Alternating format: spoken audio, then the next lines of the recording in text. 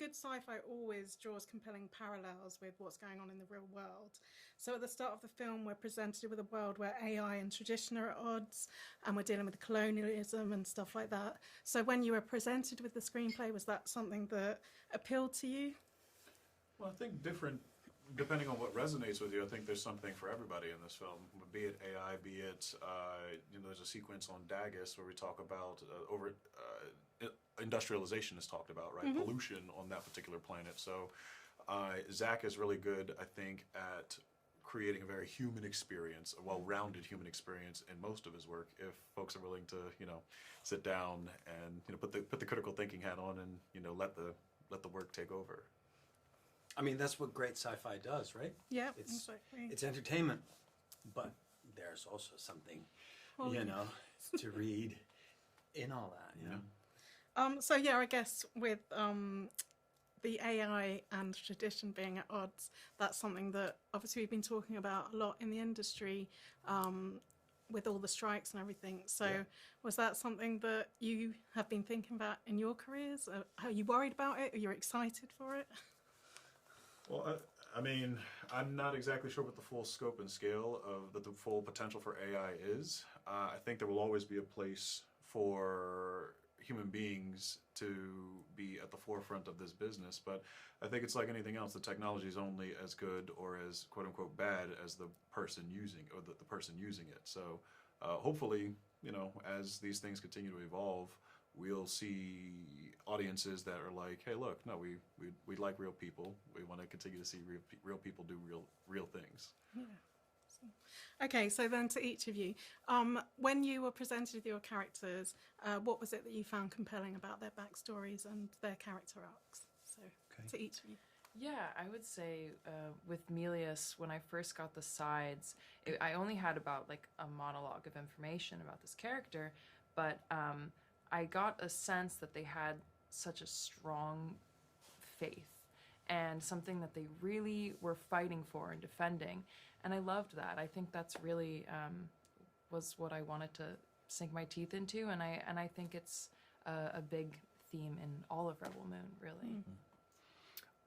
I loved the journey that I was going to be able to take playing this character. He starts out as a farmer who's very naive, I would say, especially in the matters of war, and he needs to step up to the plate, and he ends up almost being something of an anti-hero, For me, it's it feels a little bit like art imitating life in a way. I've always had really strong beliefs about, what I may think is right or wrong, and being able to play a character who is fighting a power that's an authoritative power that really is not doing great things for the universe was something that just resonated with me on a bunch of different levels, personally, professionally, and otherwise. Excellent. And so this Rebel Moon Part 1 is coming out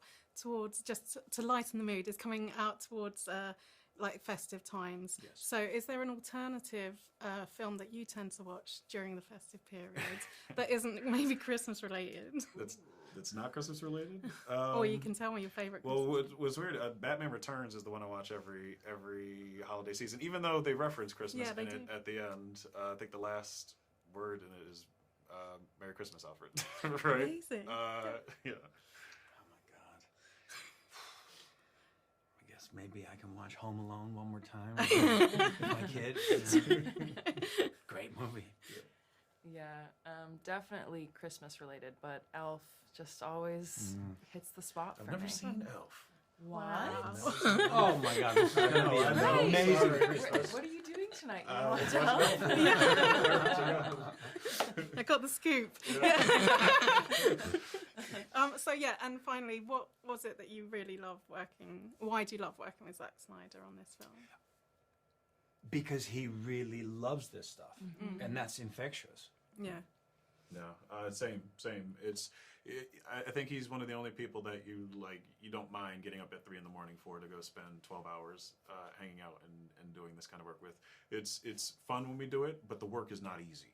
and for the fun of it to trump the difficulty of actually, making it happen, I think a lot of that is attributed to the way that Zach and Debbie and Wes and our friends over at Netflix who helped us get all this together ran the camp.